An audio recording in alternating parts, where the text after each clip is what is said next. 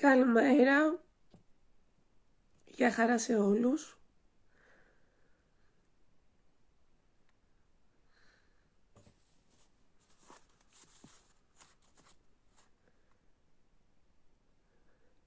Εδώ περιμένω τον αγαπητό Ευστάθιο Κάσιο να μας μιλήσει για τα βιβλία του.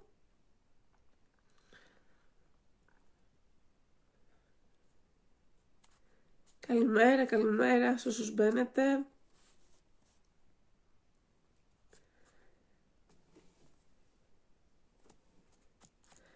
Αν και τα βιβλία είναι Casino Nights, εμείς συναντηθήκαμε πρωί.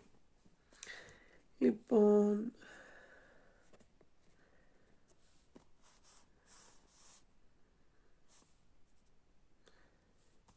περιμένουμε.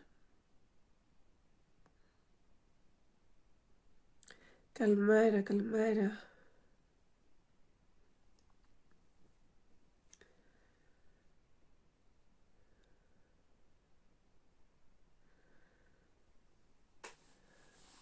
Θα είναι σε λίγο κοντά μου.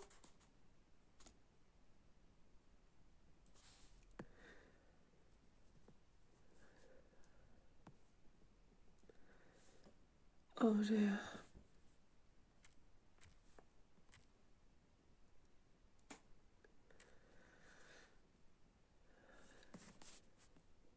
Στάθη, νομίζω σου έχει έρθει. Έρχεται και το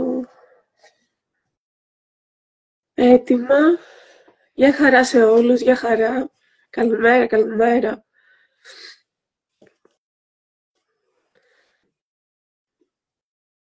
Νομίζω θα σας αφήσει τώρα.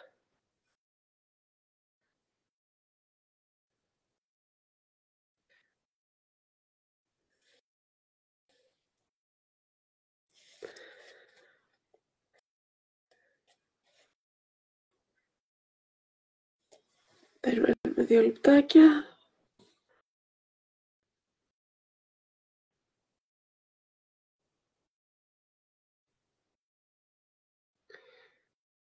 Σου ήρθε το έτοιμα.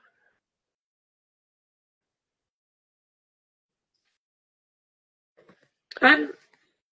Για κάτσε να δούμε. Δώσε 2 λεπτά. Νομίζω θα σε βάλει τώρα. Αν δεν σε βάλει και τώρα, πρέπει να βγεις και να ξαναμπείς μάλλον.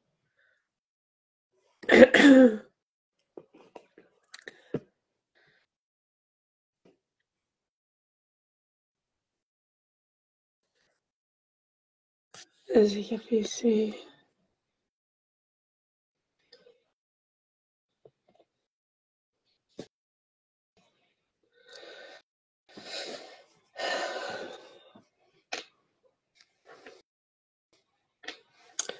Μήπως να βγαίνεις και να ξαναέμπαινες. Α, σε έβαλε. Ωραία. Μια χαρά. Ναι. Καλημέρα. Σε έβαλε. Ναι, δεν ξέρω γιατί σε είχα δει, αλλά στην αρχή έβγαλε ότι δεν σε άφηνε, αλλά ξαναέστειλα και νομίζω ότι... Εντάξει, το βρήκαμε τώρα, είμαστε μια χαρά. Καλημέρα, καλώς ήρθες. Σε ευχαριστώ για τη τιμή. Είμαι η Τρίψα Νικολέτα, είναι ο Ευστάθιος Κάσιος και είμαστε εδώ να κάνουμε μια μουσική κουβέντα. Ακούγομαι? Ναι, σε ακούω. Σε βλέπω, σε ακούω καθαρά. Ωραία, λύσαμε τα τεχνικά θέματα. Ευχαριστώ άκουσα πάρα πολύ. Λύσαμε, λέω, τα τεχνικά θέματα, μπορούμε να προχωρήσουμε. Ευχαριστώ πάρα πολύ για την τιμή και την πρόσκληση να παρευρεθώ σε αυτή τη πολύ όμορφη διαδικτυακή πρωτοβουλία που έχεις ξεκινήσει. Συγχαρητήρια για αυτό που κάνεις, να προσκαλείς νέους συγγραφείς, καταξιωμένους και μη. Ευχαριστώ πάρα πολύ. Η τιμή είναι δική μου. Ναι. Σε διέκοψα. Όχι, λέω, συγχαρητήρια για την πρωτοβουλία αυτή που προσκαλείς δημιουργούς. και υποστηρίζεις τη λογοτεχνία. Εγώ ευχαριστώ που έρχεστε να κάνουμε μια ωραία συζήτηση, να σας γνωρίσει ο κόσμος, να γνωρίσει το έργο σας. Και αυτό που έλεγα είναι ότι παρόλο που είναι Casino Nights, εμείς το έχουμε κάνει πρωινό. Παρόλα αυτά, εμείς θα πορευτούμε έτσι μες τη μέρα, ξεκάθαρα και ωραία. 2 βιβλία σου, το Casino Nights από τις εκδόσεις Ενύπνιο και ο Μοναχός της Θάλασσας, που είναι Casino Nights το δεύτερο, από τις εκδόσεις Διάνοια. Και διαπραγματεύεσαι, μάλλον δεν διαπραγματεύεσαι, δεν θα το πω διαπραγματεύεσαι, γιατί άλλο δείχνει και άλλο είναι, και μου αρέσει η απάντηση που κάνεις, μου αρέσει το πώς διαχειρίζεσαι την ιστορία για να μας περάσεις κάποια νοήματα και να το φιλοσοφήσουμε, να το δούμε λίγο πιο βαθιά από το φέρεστε. Να ξεκινήσω να σε ρωτήσω το πώς ξεκίνησε αυτή η ιδέα, το να μας βάλεις στον κόσμο του καζίνου, αλλά μέσα από τον κόσμο του καζίνου να μας δείξεις και όλο αυτό το γρανάζι, όλο αυτό το κοινωνικό γρανάζι που έτσι ξετυλίγεται σε όλο τον κόσμο και μας βάζει σε ένα παγκόσμιο τζόγο. Ναι, πολύ σωστή προσέγγιση και εισαγωγή. Μιας και τα έχω μαζί μου, τα παιδιά. Λοιπόν, αυτό είναι το πρώτο βιβλίο. Έτσι, το πρώτο και ο Μοναχός. Συντονιστήκαμε. Να γνωρίζω το εξώφυλλο, ποια είναι αυτά τα βιβλία. Ναι, είναι λίγο εντριγκαδόρικος ο τίτλος Casino Nights. Είναι μια πολύ μικρή σειρά μυθιστορημάτων, διαφορετικές ιστορίες. Δεν σημαίνει δηλαδή ότι πρέπει κάποιος να διαβάσει το πρώτο βιβλίο για να διαβάσει το δεύτερο. Είναι αυτόνομες, ανεξάρτητες ιστορίες με διαφορετικούς χαρακτήρες. Αλλά ουσιαστικά μέσα από τον τίτλο, ο οποίος είναι μεταφορικός, γίνεται μια εξερεύνηση κάποιων αιμονών που έχω, φιλοσοφικών. Για παράδειγμα, σήμερα να ρωτήσουμε διαφορετικούς ανθρώπους τι είναι τύχη, τι είναι μοίρα, ανθρώπινη πρωτοβουλία, ελεύθερη βούληση. Παρόλο που είμαστε στο 2024 και υπάρχουν πολύ διαφορετικές κοσμοθεωρίες, ναι, ηγείται η επιστήμη, η τεχνολογία, αλλά θα δεις ότι όλοι αυτοί οι διαφορετικοί άνθρωποι έχουν πολύ διαφορετικές απόψεις. Ακόμα και σήμερα, δηλαδή, το 2024. Οπότε, οι χαρακτήρες που υπάρχουν στα βιβλία έχουν μια πάλι προσωπική με την καθημερινότητα, γιατί επενδύουν σε σχέσεις, επενδύουν σε επαγγελματικές δραστηριότητες και ουσιαστικά πάντα αμφισβητούν αν αυτό που συμβαίνει είναι καθαρά θέμα τύχης ή είναι θέμα ή επηρεάζονται από άλλες δυνάμεις ανώτερες. Όπως πιστεύανε και οι αρχαίοι μας, που ουσιαστικά καθοδηγούνται οι αποφάσεις των ανθρώπων από τη Θεία Βούληση. Οπότε φανταστείτε λοιπόν ότι στο μικρό κόσμο του καζίνο υπάρχουν όλοι αυτοί οι διαφορετικοί άνθρωποι. Δηλαδή, ακόμα και αν κάποιος δεν επισκέπτεται συχνά ένα τέτοιο χώρο, πέρα από τα Χριστούγεννα, ας πούμε, που πολλοί κόσμος θέλει να πάει να δοκιμάσει την τύχη του, είναι τόσο ετερόκλητες φιγούρες, ηλικίες, και είναι ένα παγκόσμιο φαινόμενο. Άρα όλοι αυτοί οι άνθρωποι, αν ξέρετε αν είναι κάποιος Κινέζος, Αμερικάνος, Έλληνας, θέλει να δοκιμάσει την τύχη του. Και κάπως έτσι είναι και στη ζωή, δηλαδή από τη μικρογραφία του καζίνο, μπορούμε σαν νοητικό πείραμα, μπορούμε να δούμε παραέξω, δηλαδή τι συμβαίνει στην κοινωνία. Όπως για παράδειγμα, πολλοί άνθρωποι επένδυσαν στα χρηματιστήρια γιατί πιστεύανε ότι με μικρό κόπο θα βγάλουν πάρα πολλά χρήματα. Ή κάποιος επενδύει πολλά υλικά αγαθά, ας πούμε, σε μια ανθρώπινη σχέση, επενδύοντας αυτή τη σχέση, και τελικά απρόβλεπτοι παράγοντες καταστρέφουν αυτή τη συνήθεια που μπορεί να έχει κάποιος στο μυαλό του. Άρα λοιπόν στο πρώτο βιβλίο έχει διάφορα επίπεδα ανάγνωσης. Το πρώτο επίπεδο ανάγνωσης είναι για αυτούς που θέλουν να μάθουν περισσότερα πώς λειτουργεί αυτός ο κόσμος, που είναι κόσμος της νύχτας, χωρίς αυτό να έχει μια αρνητική έννοια, ο κόσμος της νύχτας. Απλά είναι άνθρωποι που μπορεί να μην τους ζεις το πρωί στην καθημερινότητά σου. Είναι άνθρωποι εθισμένοι που έχουν ψυχικές ασθένειες, οι οποίοι δεν έχουν υποστηρικτικές γραμμές. Μπορεί να είναι άνθρωποι μέσα σε οικογένειες που πραγματικά χαλάνε πάρα πολύ χρόνο και χρήματα στον τζόγο, ας πούμε, και δεν έχουν σε κάποιον να μιλήσουν. Άρα λοιπόν, αυτό που λέω σε διαφορετικά επίπεδα ανάγνωσης σημαίνει ότι μπορεί κάποιος απλά να διαβάσει την επιφάνεια, να μάθει έτσι περισσότερα σε επίπεδο περιπέτειας και μυθιστοριογραφίας για τον κόσμο των καζίνο, που είναι λίγο κλειστοφοβικός, αλλά κάποιοι άλλοι που δεν ασχολούνται με αυτόν τον κόσμο μπορούν να δουν την ψυχολογία και την ψυχοσύνθεση χαρακτήρων που θέλουν να επεργούν. Έχεις κάνει μια, θεωρώ, πολύ εξαιρετική προσπάθεια και προσέγγιση στο ψυχολογικό και στη δομή όλη αυτή του χαρακτήρα που έχει ένας άνθρωπος εθισμένος. Μ' αρέσει δηλαδή αυτή η προσέγγιση που κάνεις, το πώς αναδεικνύεις τους χαρακτήρες. Δηλαδή, οι χαρακτήρες σου μπορεί να αλλοιώνονται με όλα αυτά που συμβαίνουν, αλλά το πώς τους παρουσιάζεις είναι πάρα πολύ αυθεντική. Είναι αυθεντική και είναι σαν να βλέπεις κάποιον που είναι δίπλα σου. Δηλαδή δεν είναι κάτι εξωπραγματικό έξω από εμάς, είναι καθημερινή, αλλά μας δίνεις μια βαθιά οπτική στη ψυχοσύνθεση του κάθε ήρωα.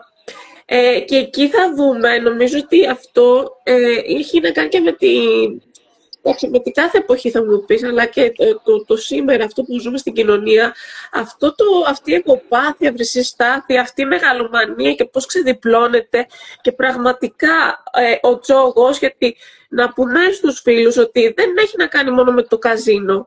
Ο Στάθης αναλύει μέσα από ένα πολύ ωραίο τρόπο διαχείρισης στο μυθιστόρημα όλες τις μορφές. Το να πας, ας πούμε, και στο προποτζίδικο ή να παίρνουμε κάθε 3 και λίγο αυτό το λαχείο, να είμαστε εκεί πέρα. Είναι μια μικρότερη μορφή τζόγου, όπως και τα online τα παιχνίδια πλέον που υπάρχουν. Και αυτό που θα δούμε και βαθύνεις είναι αυτή η διέξοδο που ψάχνουν όλοι να βρουνε. Αυτή η διέξοδο από αυτό το καθημερινό, αυτό το αναλώσιμο, το ότι θέλουν κάτι άλλο, να ξεφύγουν από την πραγματικότητα.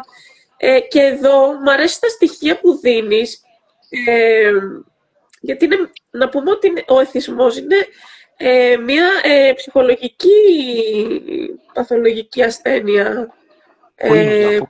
Και οπότε χρειάζεται αυτό την ντοπαμίνη, αυτό την αδρεναλίνη, δεν ξέρω, παράγεται και ενδορφίνη, δεν ξέρω όλα αυτά σε ίνη που είναι. Οπότε, ναι, έχουμε μια πολύ ωραία ανάλυση και εμβάθυνση σε όλο αυτό που διεξάγεται μέσα στο μυθιστόρημα, και δεν είναι ότι μένει ο Στάθης μέσα στη νύχτα. Δηλαδή το βιβλίο σε βάζει να σκεφτείς και άλλα πράγματα, και όπως ανέφερε το χρηματιστήριο, είναι βρεσή Στάθη αυτό που έγραφε, και πραγματικά δηλαδή ο καθένας που το έχει ζήσει, νομίζω είμαστε η ίδια γενιά, ήταν αυτή η φούσκα του χρηματιστηρίου, και το έχω σημειώσει το μεταξύ μας, το κληροδότημα, αυτό που έγινε για τις επόμενες γενιές, για όλους μας, αυτή η φούσκα του δημοσίου, του ιδιωτικού τομέα, ναι, είναι όλο αυτό. Δηλαδή, είναι ένα μεταβατικό στάδιο και εξελίσσιμος του πώς ο τζόγος, πέρα από μια χαρτοπαιχτική λέσχη, ξεδιπλώνεται κάθε μέρα στη ζωή μας. Και μου αρέσει που ξεκινάς με μία σχέση, γιατί είναι αυτό που λες, γιατί και εκεί ποντάρεις συναισθήματα. Ναι, σωστά, και βλέπεις ότι σήμερα υπάρχει μια αστάθεια στις σχέσεις. Όλοι έχουν μεγάλες προσδοκίες, ακούς γύρω σου μεγαλώνοντας για σχέσεις που η μία από τις δύο πλευρές και οι δύο πλευρές επένδυσαν πολλά, και δεν εννοώ μόνο οικονομικά, μπορεί να επενδύσει συναισθηματικά. Και πάντα υπάρχουν παράγοντες απρόβλεπτοι που επηρεάζουν αυτή τη σχέση, και κάποιοι μπορεί να λένε ήταν τυχερό ή δεν ήταν τυχερό. Πάλι μεταφορές και παρομοιώσεις με τον κόσμο του καζίνου και του τζόγου. Ναι, έτσι, σωστά. Εγώ να σε ρωτήσω κάτι. Αυτό όλο πώς προέκυψε από όλο αυτό που έτσι πιάνεις στην ατμόσφαιρα γύρω σου, που γίνεται στην κοινωνία, ή ήταν κάτι το οποίο μπορεί να έχεις δει στο κύκλο σου, να έχεις δει τριγύρω σου, να το έχεις βιώσει? Εντάξει, δεν ξέρω, γιατί μετά από αυτό θα σου πετάξω το μπαλάκι τώρα και θα σου πω ότι για να έχεις τέτοιες περιγραφές που έχει για να κάνει για τη λέσχη, πρέπει να έχεις πάει, να έχεις παρατηρήσει πώς είναι ο χώρος του καζίνου, να έχεις βρεθεί, να δεις πώς αντιδρούν αυτοί οι άνθρωποι. Οπότε ή θα χρειαστεί έρευνα, ή θα χρειαστεί έτσι να το έχεις βιώσει, ή θα πρέπει να έχεις κάποιον στο κύκλο σου που να το βιώνεις από την άλλη πλευρά. Είναι όλα αυτά που αναφέρεις. Γιατί για μένα αυτός που γράφει ένα βιβλίο, μπορεί να κάτσει σε ένα πολύ ωραίο γεωγραφικό σημείο, σε μια ωραία τοποθεσία. Γεια σας σε όλους. Χαιρετάμε και όσους μπαίνουν, τους φίλους μας. Μπαίνουν, βγαίνουν. Καλημέρα. Οπότε ο συγγραφέας, ναι, μπορεί να κάτσει κάπου να εμπνευστεί και να φανταστεί μια ιστορία. Όμως φαντάζομαι ότι υπάρχει και η κατηγορία των μυθιστοριογράφων, οι οποίοι κάνουν εντελεχή έρευνα για αυτό για το οποίο θέλουν να γράψουν. Τώρα, εγώ νομίζω είμαι στην κατηγορία αυτών που δεν φαντάστηκα τίποτα. Έχω μιλήσει με ανθρώπους που είναι θυσμένοι, που έχουν ψυχικές ασθένειες, γιατί είμαι παρατηρητής, καθημερινός, σχολιαστής, αναλυτής. Μ' αρέσει δηλαδή να παρατηρώ τους ανθρώπους, να μιλάω μαζί τους και να μαθαίνω και ό,τι με ενδιαφέρει και με ιντριγκάρει, μου αρέσει μετά να το περνάω στη δημιουργική γραφή και σε κάποια ιστορία, σε κάποιο μυθιστόρημα. Άρα υπάρχει λοιπόν, διαβάζοντας κάποιο στο βιβλίο, υπάρχει μια βάση ανθρώπων, αληθινό δηλαδή, που είναι που μπορεί να είναι δίπλα μας, παραδίπλα μας, στο οικογενειακό, φιλικό περιβάλλον, και είναι άνθρωποι που πάσχουν. Γιατί ο θυσμός δεν είναι μόνο ο τζόγος, μπορεί να είναι κάποιος να καπνίζει πολύ, να κάνει παράνομες ουσίες, βλέπει πάρα πολύ ώρα τηλεόραση. Δηλαδή οι ψυχικές ασθένειες είναι πολλές στην εποχή μας, είναι ιατρικώς αναγνωρισμένες, αλλά παραμένουν ταμπού. Οπότε οι χαρακτήρες στα μυθιστορήματά μου δεν είναι οι άνθρωποι που θα συναντήσει στο φούρνο, ας πούμε, ή στο σούπερ μάρκετ. Είναι άνθρωποι πιο απομονωμένοι που επιζητούν αυτό τον κύκλο, δηλαδή των παράνομων ανθρώπων που υπερβαίνουν λίγο τα όρια του νόμιμου, στα όρια με το παράνομο, την κόκκινη γραμμή, την κοινωνική, και εκεί στιγματίζονται. Γιατί νομίζω ότι ακόμα στην κοινωνία μας άνθρωποι που έχουν πραγματικά προβλήματα εθισμών, ας πούμε, στις ουσίες, είναι απομονωμένοι, είναι στιγματισμένοι, και νομίζω ότι και η πολιτεία αλλά και εμείς οφείλουμε να είμαστε κοντά σε αυτούς τους ανθρώπους, για να καταφέρουμε να τους... Νομίζω ότι είναι αυτό το ρολάρι, έτσι. Νομίζω ότι φαίνεται και από από τα δύο τα μυθιστορήματα το πώς είναι όλο αυτό ένα γρανάζι στο να γυρίζει το χρήμα, να χάνεσαι σε μια φανταστική, έτσι, μια αλήθεια που σε αφήνει σε ένα κόσμο το ότι κάτι θα κάνεις, κάτι θα πιάσεις. και όπως λες ότι όταν έχουν το χρήμα στο χέρι τους, νιώθουν ξέρεις τη θεά τύχη με το μέρος τους. Οπότε νομίζω ότι θα βρω το πάτημα να πάω στο δεύτερο βιβλίο σου. Το Μοναχό της Θάλασσας. Ναι, που έχει ξεφύγει τελείως τώρα από τους 4 στίχους, γιατί τώρα τόση ώρα μιλάμε για το πρώτο βιβλίο που είναι πιο κλειστοφοβικό, ενώ ο Μοναχός της Θάλασσας είναι το άκρος αντίθετο, είναι ένα ταξιδιάρικο βιβλίο, κινηματογραφικού τύπου, δηλαδή στο μυαλό σου πλάθεται μια ταινία, δηλαδή παράλληλα με την ιστορία, υπάρχουν όλες αυτές οι εικόνες, διαφορετικά ταξίδια, ήπειροι. Βέβαια, οι χαρακτήρες πάλι έχουν τις ίδιες αιμονές με το πρώτο βιβλίο. Δηλαδή, είναι και αυτοί οι τζογαδόροι, θέλουν πολλά χρήματα, θέλουν πολλά στη ζωή τους. Δηλαδή, τους πιάνει απληστία, δεν είναι ικανοποιημένοι. Μας ανεβάζει επίπεδο, να πούμε. Μας ανεβάζει επίπεδο. Περνάμε σε άλλα. Περνάμε σε παράνομο εμπόριο, περνάμε από το πόκερ μέσα στο πλοίο, στη διακίνηση, σε αυτό, στη μεγαλομανία, το να αποκτήσεις κι άλλα κι άλλα κι άλλα. Οπότε αυτό γίνεται μια μεγάλη διαχείριση ανά των υπήρων. Αλλά και πάλι μας κάνει να νιώθουμε το κλειστό χώρο του καζίνου, το ότι μπορεί να είσαι παντού, αλλά θα σε βρούνε. Ναι, νιώθεις ότι είναι πάλι κλειστό κύκλωμα.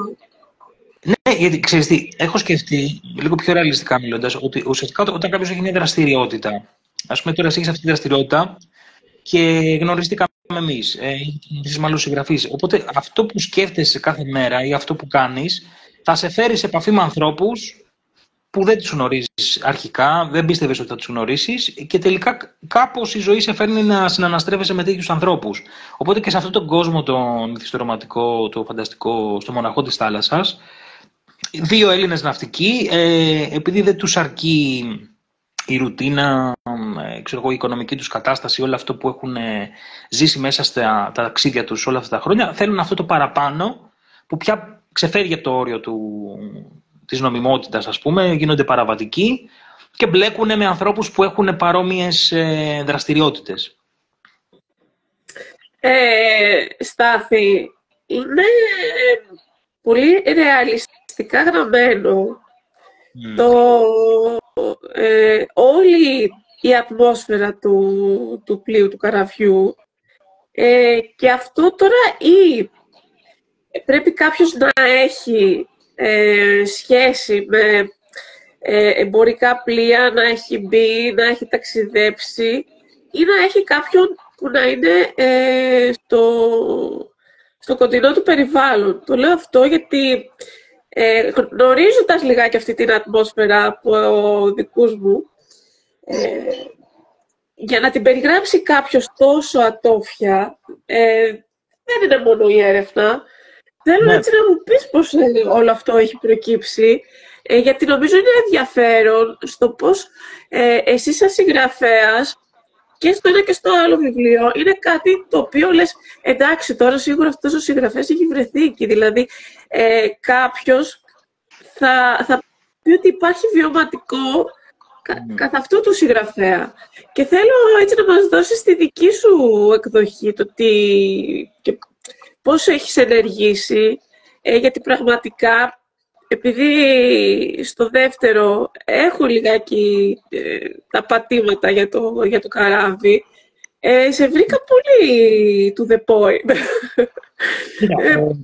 Μεταξύ σοβαρού και αστείου, εντάξει, είναι πολύ πιο εύκολο για κάποιον να βρεθεί σε μια χαρτοπαικτική λέσχη, σε ένα καζίνο, είτε στην Ελλάδα είτε στο εξωτερικό, είτε στο τοπικό προποτζίδικο.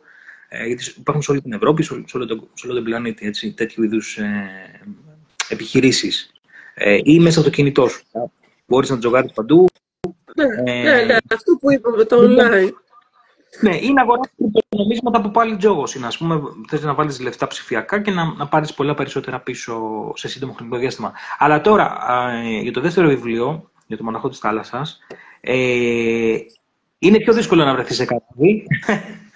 Απ' την άλλη όμως, η χώρα μας έχει πολύ μεγάλη παράδοση στην αυτοσύνη.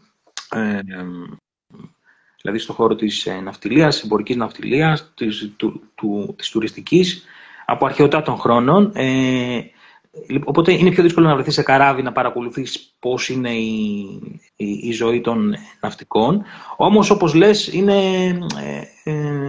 δεν είναι τόσο απίθανο να έχεις την οικογένειά σου στον κύκλο σου, τον επαγγελματικό, ανθρώπους που ασχολούνται με αυτό το επάγγελμα ή έχουν συνταξιδοτηθεί και έχουν εμπειρίες, ας πούμε, από ταξίδι. Νομίζω πάνω κάτω οι περισσότεροι Έλληνες έχουμε στον ευρύτερο κύκλο μας ανθρώπους που έχουν ταξιδέψει στις θάλασσες πολλά χρόνια.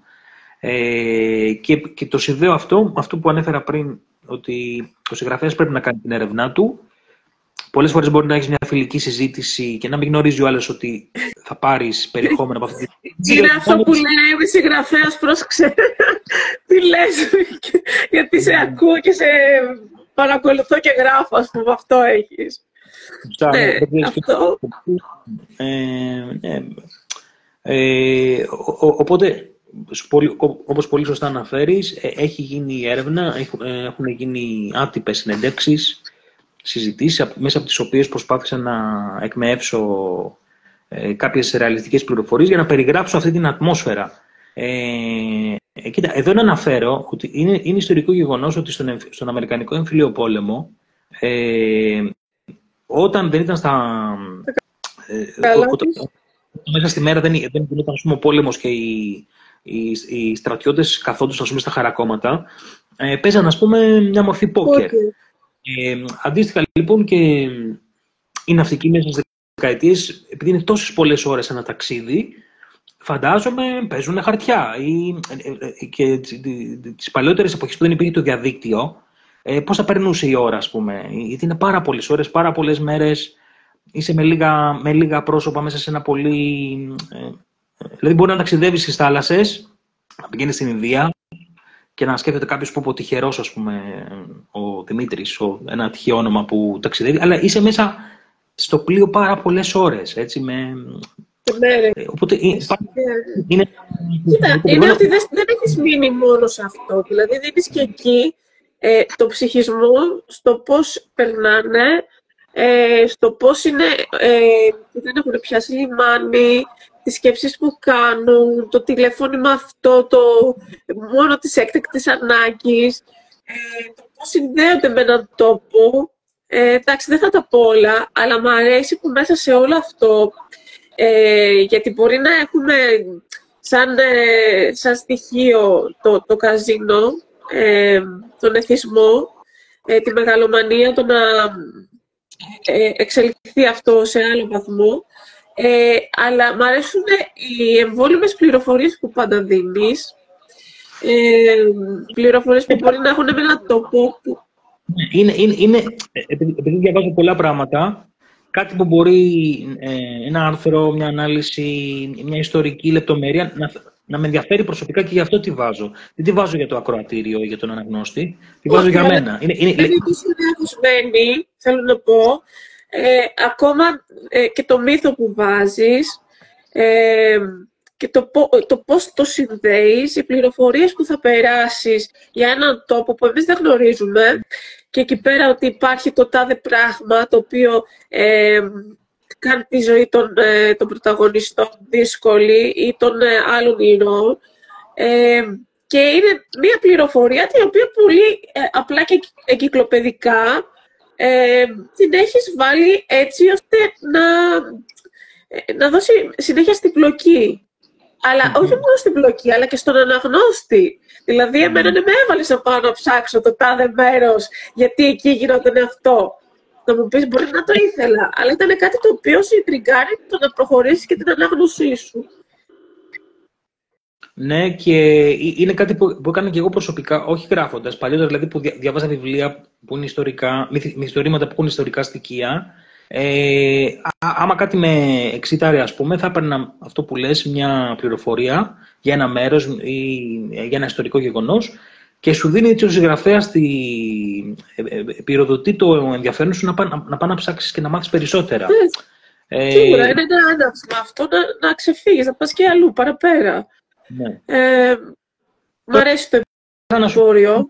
όλο αυτό που δίνεις γιατί φεύγεις από το πλοίο και δίνεις όλη τη διαπλοκή που γίνεται μέσα από το εμπόριο. Μ' αρέσει που στείνεις στο τέλος το σκηνικό στην Αθήνα και πώς η Αθήνα ήρθε να εξελιχθεί και όλο αυτό να μην το πω τώρα, τη βάση τέλος πάντων της ανάπτυξης. Μπορείς απλά να το πεις με μεταπολίτευση. Δηλαδή, ουσιαστικά όλα αυτά τα ταξίδια που γίνονται, όλοι αυτοί οι χαρακτήρες τελικά συναντώνται στην ελληνική μεταπολίτευση με όλες τις παθογένειες και τα προβλήματα που δημιουργήθηκαν και φτάσαμε, ας πούμε, μέχρι την ελληνική κρίση. Ξέρεις τι μου άρεσε πάρα πολύ. Και εκεί, ξέρεις, νιώσα, δεν ξέρω, ταυτίστηκα. Μ' άρεσε πάρα πολύ που έβαλες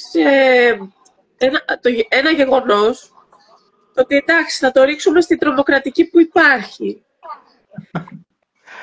Η οποία τρομοκρατική δημιουργήθηκε, ξέρεις, για να ρίχνουμε τέτοια πράγματα. Και τώρα, επειδή είμαστε, νομίζω, ίδια γενιά και το ξαναλέω, ότι γι' αυτό μπορώ και να πιάσω, ας πούμε, το ρυθμό της σκέψης σου, νομίζω τέλος πάντων, ότι ναι, τελικά δεν υπήρχε αυτή η τρομοκρατική. Δηλαδή ήταν αυτή και τελείωσε. Γίνανε 5 πράγματα και τελείωσε. Δηλαδή δεν θυμάμαι να λέμε για κάτι άλλο. Και εκεί κλείνοντας το βιβλίο λέω ναι, είναι αυτό. Δεν θα σου δώσω μια ξεκαθαρή απάντηση. Όμως θα σου πω ότι όντως και αυτό το κεφάλαιο στην ελληνική ιστορία είναι ένα πολύ σημαντικό. Εμείς που είμαστε, ας πούμε, παιδιά του 80, μεγαλώνοντας, υπήρχε σε εφημερίδες, στην τηλεόραση, σε συζητήσεις των γονιών μας. Δηλαδή, δεν ήταν κάτι που έγινε μία φορά ένα χρόνο και μετά εξαφανίστηκε ως φαινόμενο. Και φυσικά όχι μόνο στην Ελλάδα. Δηλαδή, αυτό υπήρχαν χώρες στην Ευρώπη που είχαν απώλειες από τέτοιου είδους οργανώσεις, τρομοκρατικές, ας πούμε. Οπότε, ναι, δεν μπορείς να το παραβλέψεις, να μην συνέβη ποτέ, ξέρω εγώ. Έχει πολλές πτυχές και γι' αυτό το λόγο μπήκε και μυθιστορηματικά.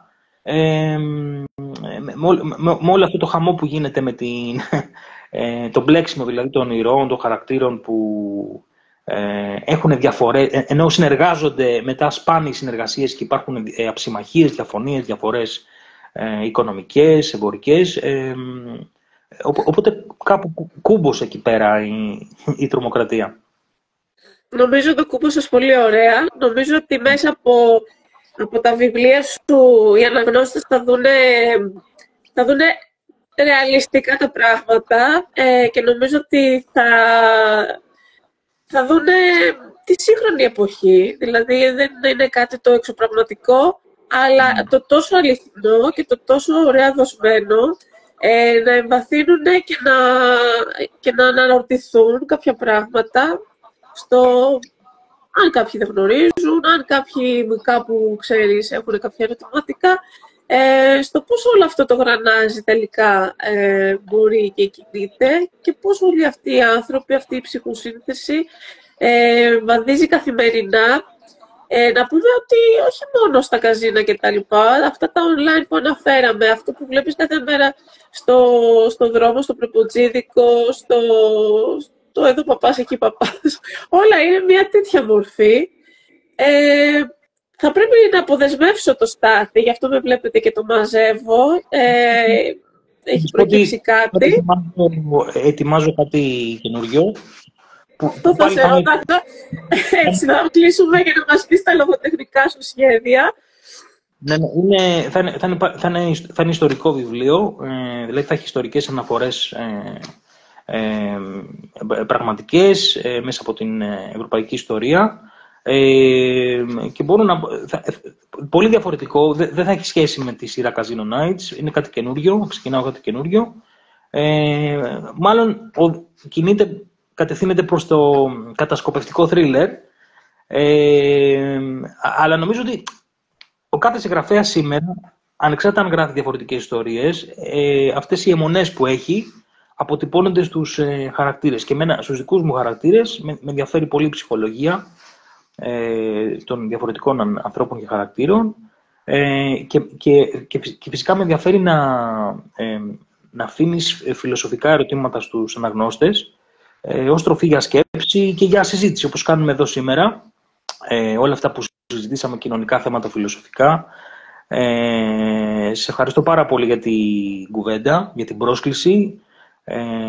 Να σου ευχηθώ να συνεχίσεις αυτό που κάνεις, να δίνεις το διαδικτυακό πάτημα σε νέους δημιουργούς και συγγραφείς και να τα ξαναπούμε φυσικά με το νέο βιβλίο. Σε δεσμεύω. Εδώ θα είμαστε πρώτο Θεός. Σε ευχαριστώ για τα τιμητικά σου λόγια. Σε ευχαριστώ για το μοίρασμα αυτό σήμερα, τη συγγραφή σου. Σίγουρα θα τα απολαύσουν τα μυθιστορήματά σου οι αναγνώστες. Εκδόσεις Διάνοια και Νύπνιο, Casino Nights και ο Μοναχός της Θάλασσας. Ευστάθιος Κάσιος, σου εύχομαι καλό τάξιδο και το επόμενο και να μας βάζεις πάντα σε τέτοια ωραία μυθιστορήματα που πραγματικά μας κάνουν να βλέπουμε πέρα από το κείμενο. Σε ευχαριστώ πάρα πολύ, Στάθη, και σας ευχαριστώ όλους εσάς που ήσασταν στην παρέα μας.